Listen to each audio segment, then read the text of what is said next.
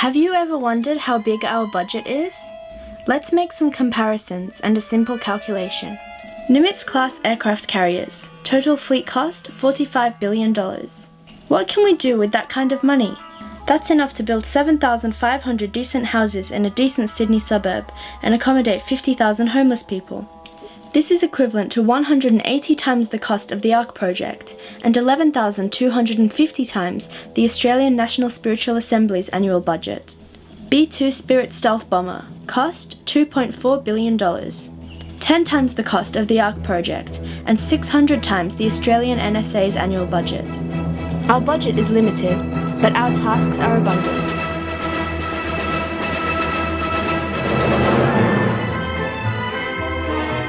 Don't tell me where your priorities are. Show me where you spend your money, and I will tell you what they are. Let's see where we spend our money.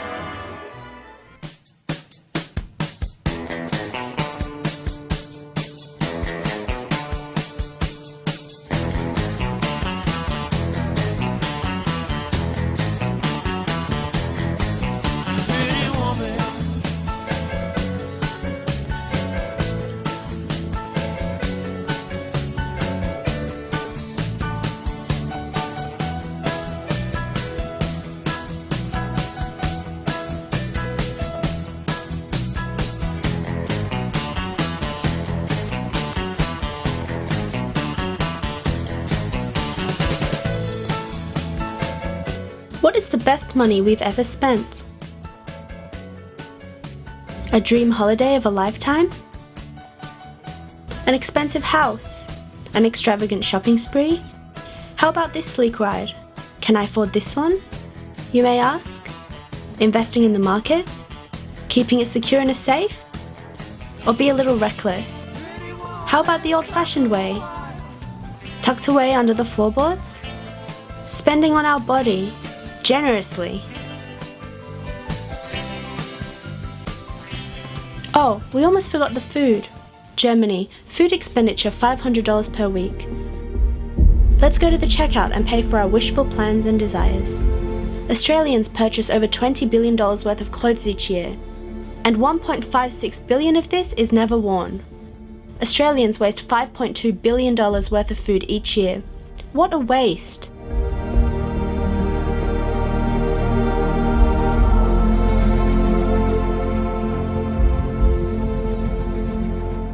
What if we could spend more wisely? Our contributions to the faith are the surest way of lifting once and for all the burden of hunger and misery from mankind.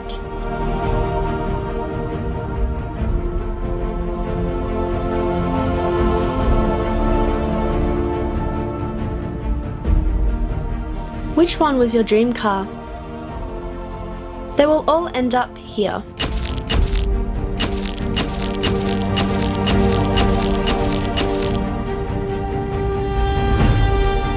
Thousands of them. And how can we reconcile this with a family in Chad spending $1.20 per week?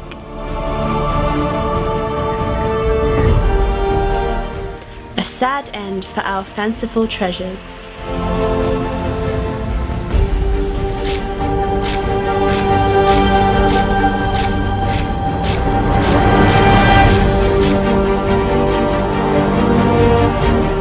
Being brave and having a fit and healthy body, that's great, but how about a healthy spirit? Especially when considering that our body is merely a temporary vessel in this journey.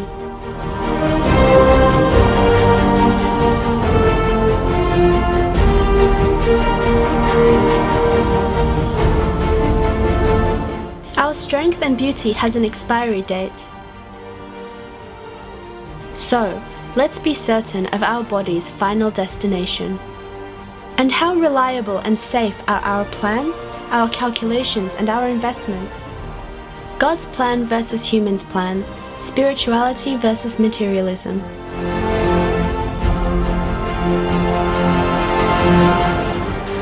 There is no certainty in the material world.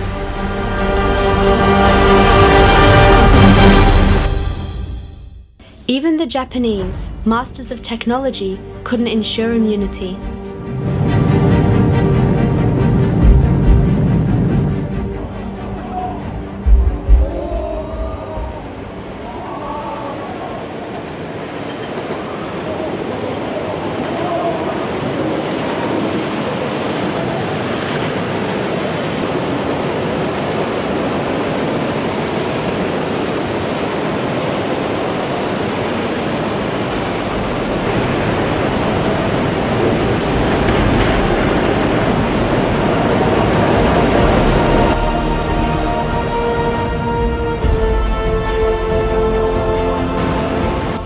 Exultest thou over the treasures thou dost possess, knowing they shall perish?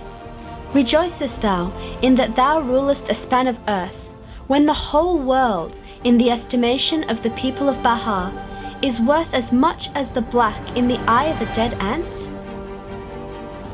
There once was a rich, wise, and powerful king, who wrote in his will that he was to be buried with 2 hands out of the grave, so his subjects could see that he went down empty-handed.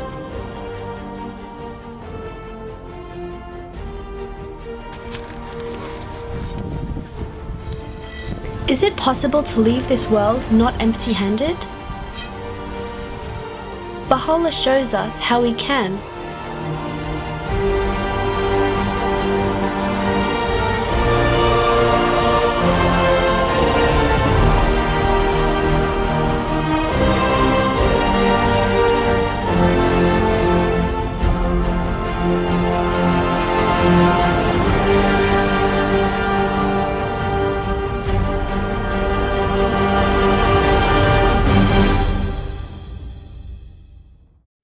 What is the Baha'i Fund? Okay, Baha'i Fund is one of the important institutions of the faith. Of course, by institution we mean one of the aspects of the faith which is quite important. Of course, that means contributions, especially financial contributions, for the progress of the cause. Many other religions in the past have relied on sacrificial and generous contributions of their believers and their adherents to progress the cause of God. The Baha'i faith has the same concept. Baha'is are called upon to sacrificially and generously contribute towards the progress of the faith. When Baha'u'llah declared his mission and the Baha'i faith started to grow, and especially after the revelation of the Kitab-i-Aqdas, the most holy book, one of the important laws in the Kitab-i-Aqdas was the law of Huququllah, the right of God. And perhaps that law became the first opportunity, if you like, for the friends to get accustomed to the concept of giving for the path of God. Of course, Huququllah is a different law and should not be mistaken with the Baha'i Fund. Why do we contribute? There are a number of ways we can answer this question. Firstly, Baha'u'llah says that with the fire we test gold, and with the gold we test our own servants. So by sacrificing or giving sacrificial contributions to the fund, we have been told by Baha'u'llah that we are passing our tests. So that is the first one. But of course it is correct that every individual Baha'i can decide how much he or she can contribute to the fund, but we can also learn from the writings that one can measure his or her own level of spirituality or degree of spirituality based on how much the person is giving to the fund. Secondly, we as the Baha'is, we are the only source of this lifeblood of the cause, which means that all the institutions and the great projects inspired by Baha'is around the world, they're all dependent on how much we pay to the fund. Amelia Collins, one of the earlier believers, has said that by contributing to the fund is the safest way or the only way that you can transfer your money or your possessions from this world to the next. And of course, if naturally you think about if you love someone, of course, you like to do everything or give everything that you have for your beloved. And by giving to the fund, of course, that is what we are showing, a sign of our love and dedication to Baha'u'llah. Who else benefits from the Baha'i Fund? It is also the opportunity that Baha'u'llah has given us to be able to use our material possessions for establishing the kingdom of God on earth, and in the process also grow spiritually. When we contribute to the Baha'i Fund, we are truly giving a gift to all humanity. Shaykh Effendi, the guardian of the Baha'i faith, referred to Baha'i Fund as the lifeblood of the cause of God. I think if we think about the word lifeblood, it becomes very important. Like a human body, if we don't have enough blood in it, we call the person anemic. An anemic person does not feel strong. They get tired very quickly. Now we can imagine in the faith, if we don't have enough lifeblood, what will happen to the cause. So this continued and continuous contributions by the friend ensures that the work of the faith can be done. All its projects, all its aspects of the work can happen in a timely and well-mannered and well-managed fashion. Where do the funds go? The Baha'is are called upon to make contributions for the purpose of fulfilling the needs of the faith at three basic levels. At the local level, at the national level, including regional levels, and of course at the international level. Every care is taken to spend these funds very responsibly and with maximum effectiveness. I'll give you some examples. At the local level, the activities of the community at the local level has to be maintained. For example, we have children classes, activities for the children. Education is very important in the Baha'i faith. Any aspects and the costs to hire halls, schools for children, getting books, printing books, materials for the children is included. Also, we have 19-day feasts, we have functions, we have celebrations.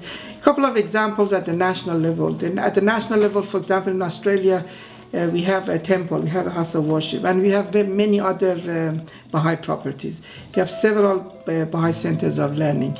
We have now Baha'i centers of learning in Brisbane, in Sydney, in Perth. A land has been purchased for Victoria. We also have a Baha'i center of learning in Tasmania, in Hobart, and also in Adelaide. And all these places which are open to all the people, and we offer educational programs, do require a lot of expenses, not only for the building, but also for the educational aspects which happens, and the courses that the Baha'is offer. In the temple, for example, at the temple, we have also many other buildings, and of course the Baha'i temple is going to be the hub of many social and educational activities in the future. We will build schools, universities, house for the aged, hospices, and other facilities. And all these facilities, again, are open to everyone, but again, to build them and maintain them, you require funds. In Australia also, we are very pleased and privileged to be asked by the House of Justice to occasionally contribute to some special projects internationally. And they call them international collaboration funds. Through these funds, the National Assembly of Australia over the last many years has been able to make contributions to many international projects, primarily in form of building or maintaining Baha'i centers in the Pacific, for example, Nepal, even Africa, Congo. We had a project in the Pacific Islands, buying temple lands, like we contributed towards purchasing the temple land in Hungary. And all these projects not only strengthens the community here, but also establishes loving bond and everlasting bond between Australian community and these other communities. At the international level, the contributions that we make to the House of Justice, again, it goes to international projects. The world, as you know, some countries are very rich, like Western countries, and some not so rich. And the contributions get distributed to countries that need them. And the House of Justice spends a lot of money on education and welfare of developing nations in the Pacific, in Africa, in South America, and so forth. And of course, the beautiful gardens in Haifa and Akka and Baji and the World Center, they also need a lot of upkeep. So these are some of the examples of where we spend the money. In summary, the Baha'i faith is about serving humanity. And of course, with serving humanity, we need to meet the costs. And Baha'is are called upon to rise to the occasion and meet these costs. And only Baha'is can do this, as I said earlier.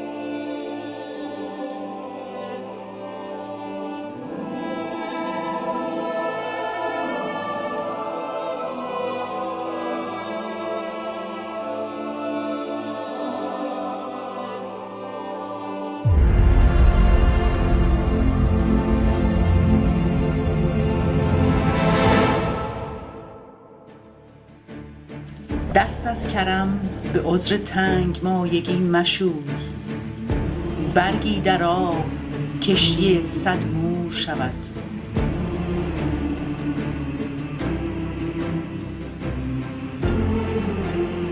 Hardship should not excuse one from giving. Even a single leaf can save 100 ants. O thou faithful one of the requirements of faithfulness is that thou mayst sacrifice thyself and, in the divine path, close thine eye to every pleasure and strive with all thy soul that thou mayst disappear and be lost like unto a drop in the ocean of the love of God.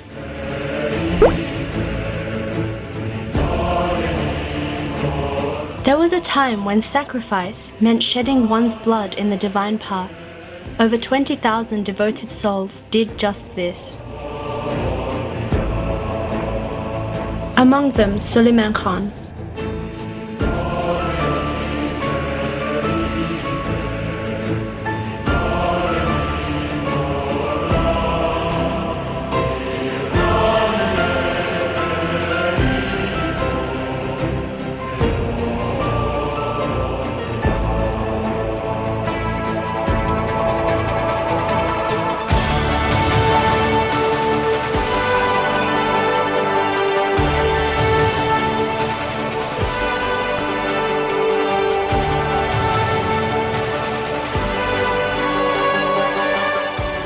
For them, sacrifice meant giving up their life, their freedom, and all their possessions for the faith and humanity. The question we should ask ourselves is, today, what does sacrifice mean for us? And do we sacrifice and contribute enough to the faith?